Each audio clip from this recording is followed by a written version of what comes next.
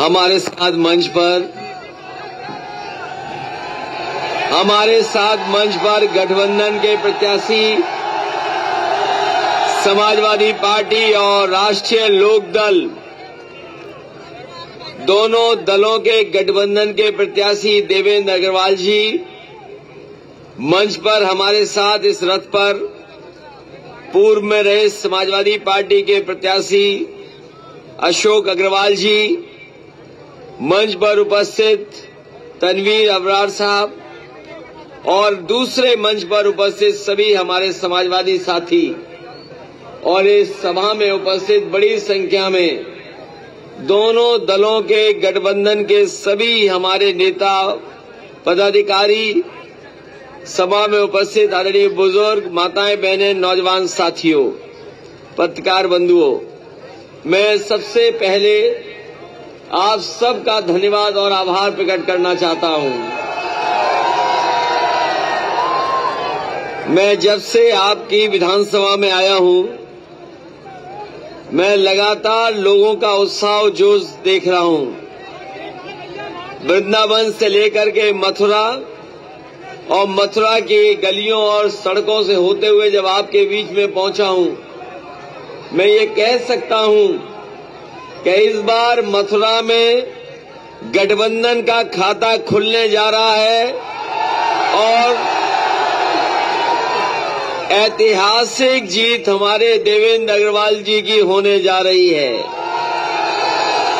मुझे याद है जब यहां पर अशोक अग्रवाल जी चुनाव लड़े थे, उस समय भी बड़ा ऐतिहासिक यहां के लोगों ने वोट डाला था। थोड़े से ही वोट से पीछे रह गए थे, लेकिन इस बार जब आरएलडी आपके साथ है तो जो 1500 वोट की भरपाई अब 15,000 वोटों से होने जा रही है। मथुरा और वृंदावन का नाम दुनिया में जाना जाता है। मथुरा और वृंदावन का नाम दुनिया में है। कोई ऐसा दुनिया में नहीं होगा जो भारत में और भारत का परिचय हो जिसके पास वो वृंदावन और मथुरा को न जानता हो। इधर आपने सुना होगा कि एक बहस अचानक छिड़ गई कि सपनों में किसके कौन आया।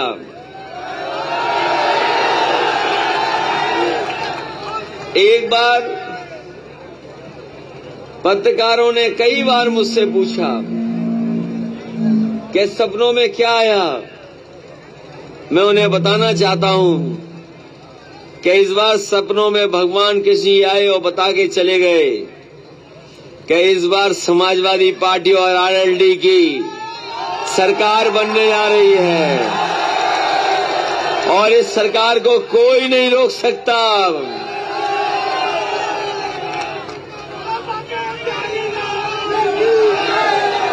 और इसलिए नहीं रोक सकता क्योंकि आपको पता होगा हमारे बाबा मुख्यमंत्री पहले मथुरा से चुनाव लड़ना चाहते थे और फिर अयोध्या से चुनाव लड़ना चाहते थे। मन बना रहे थे प्रयागराज से भी चुनाव लड़ लेंगे, लेकिन देखो कैसी कृपा हुई कि उन्हें अपने घर जाना पड़ा। गोरखपुर में चुनाव लड़ रहे हैं।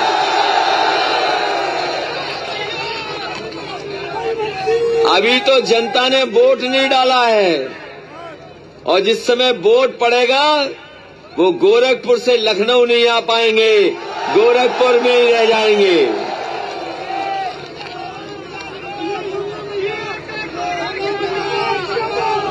और जहां तक मथुरा का सवाल है,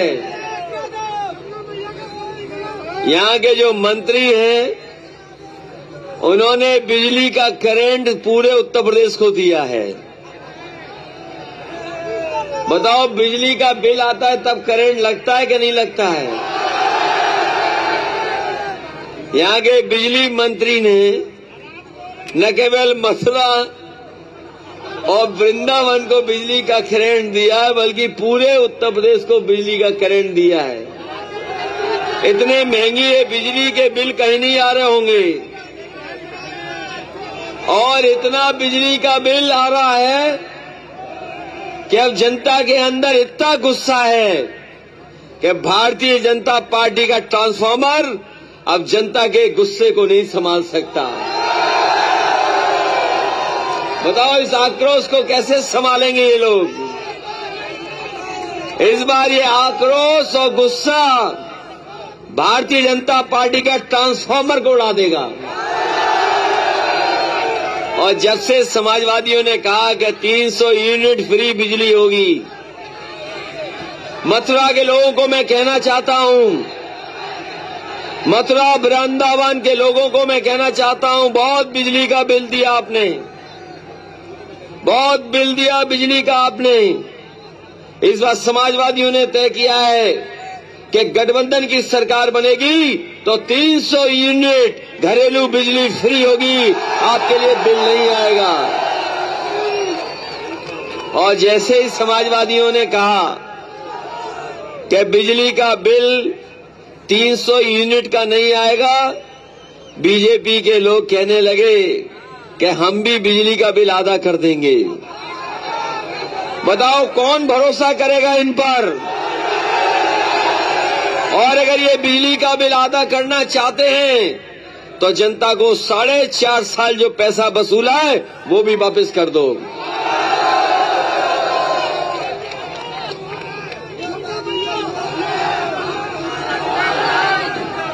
इसलिए साथियों, ये सरकार बनाने का चुनाव है। सरकार बनेगी इससे, लेकिन जहां तक सरकार बनाने का चुनाव है वहीं हमें लोकतंत्र बचाने का भी चुनाव है।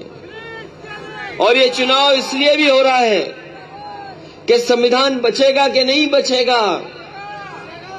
और अगर बाबा साहब भीमराव अम्बेडकर जी ने संविधान दिया है तो ये भारतीय जनता पार्टी के लोग संविधान को खत्म करना चाहते हैं। इसलिए मथुरा के लोगों से मैं कहना चाहता हूं, जहां ये सरकार बनाने का चुनाव है वहीं बाबा साहब भीमराव अम्बेडकर का दिया हुआ हमारा संविधान, उसको भी बचाने का चुनाव है। अभी तक तो किसान अपने खेतों में तार लगा के परेशान थे। अपनी खेती बाड़ी बचाने के लिए किसान लगातार तार लगा करके बैठे हैं, रात भर जग रहे हैं। जैसे ही ये मथुरा आए हैं, हमें बता रहे हैं कि बंदरों का भी बड़ा आतंक है यहाँ पे। सुना है सरकार ने टेंडर भी किया था बंदरों को पकड़ने के लिए। अभी तक तो सांडों का आतंक था, लेकिन अब यहां आते आते पता लगा कि बंदरों का भी आतंक है। सुना है सरकार ने पकड़ने के लिए टेंडर किया है, टेंडर,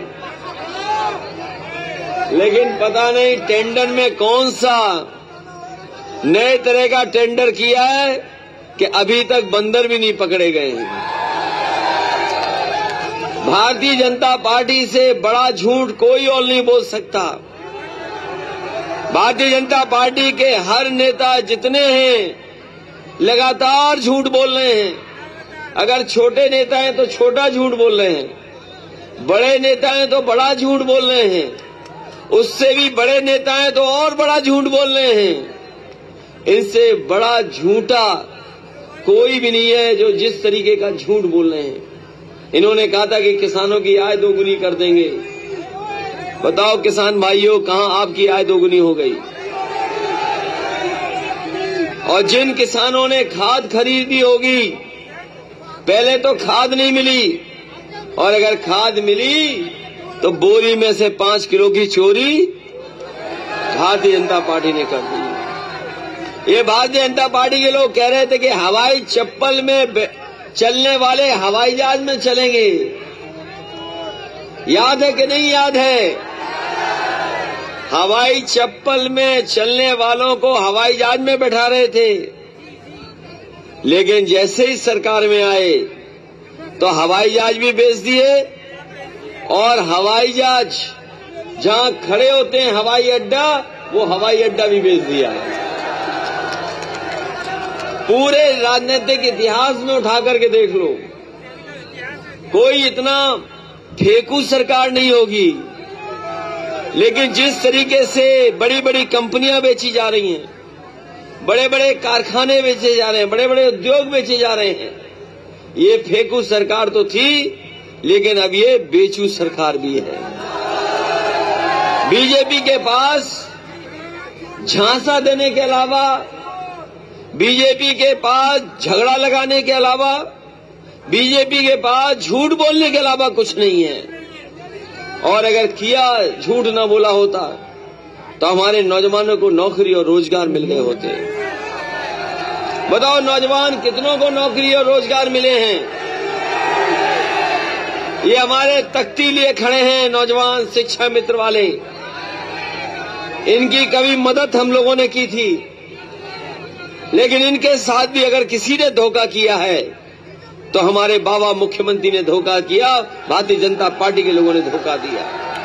ये बीएटीटी वाले कितने दिनों से लगातार संघर्ष कर रहे हैं, लाखों लाख नौकरियां खाली हैं, लेकिन ये सरकार न परीक्षा करवा पा रही है और न ही परीक्षा के पेपरों को बचा पा रही है। अगर परीक्षा होती है तो परीक्षा रद्द हो जाती है, और परीक्षा रद्द करने के लिए क्वेश्चन पेपर लीक हो जाता है। अभी तक जितनी भी भर्तियां निकली हैं, या परीक्षा रद्द हुई है या परीक्षा लीक हुई है, हम आपको नौजवानों को भरोसा दिला के जा रहे हैं कि जिस तरीके से बेरोजगारी है, नौकरी नहीं है, सरकार के जितने भी रिक्त पद होंगे सबसे पहले उन्हें भरने का काम करेंगे, जिससे हमारे लाखों लाख नौजवानों को नौकरी मिल जाए। ये शिक्षा मित्र वाले हों, बीएड वाले हों, बीपीएड वाले हों, टीटी वाले हों, लाखों लाख हैं जो आंदोलन किए। मैं इनकी भी मदद करने का काम करूंगा जब आरएलडी और समाजवादी पार्टी की सरकार बनेगी। वैसे तो हमारे बाबा मुख्यमंत्री जी लैपटॉप नहीं चला पाते, और सुनने में आया है कि जब से उन्होंने नया अकाउंट खोला है तो स्मार्टफोन चलाना सीख रहे हैं। न स्मार्टफोन चला पाए हैं, न लैपटॉप चला पाए हैं, और 4.5 साल से न जाने कौन सी टैबलेट दे रहे हैं। बताओ मथुरा के लोगों, किसी को टैबलेट मिली है कि नहीं मिली है? किसी को लैपटॉप मिला है कि नहीं मिला है? किसी को स्मार्टफोन मिला है कि नहीं मिला है? और इसलिए नहीं दिया क्योंकि बाबा मुख्यमंत्री खुद लैपटॉप चलाना नहीं जानते।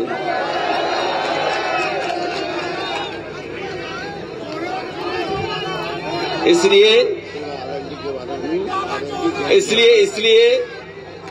मैं आपसे कहना चाहता हूं कि ये चुनाव उत्तर प्रदेश को बनाने का भी चुनाव है। मुझे याद है, बहुत सारे लोगों को इस बात का याद होगा कि जिस समय ये लोग सरकार में आना चाहते थे, इन्होंने कहा कि हम लोग गंगा मैया को साफ कर देंगे, गंगा मैया साफ हो जाएंगी। हमने देखा है कि क्या दुर्दशा है यमुना नदी की। कोई परवाह नहीं, 2 सरकारें डबल इंजन की, 2 बार केंद्र सरकार बन गई, लेकिन अभी भी तक यमुना नदी की सफाई सरकार नहीं करा पाई। हमारी जितनी नदियां हैं सब गंदी हैं, सब मार दी, और जो लाखों लाख रुपया आया, करोड़ों करोड़ों रुपया आया इसके लिए, वो सब उत्तर प्रदेश की सरकार ने बर्बाद कर दिया। जिस तरीके से पानी बह जाता है, उसी तरीके से सब नदियों का पानी जो सफाई के लिए आया था पैसा, सबका सब बहा दिया।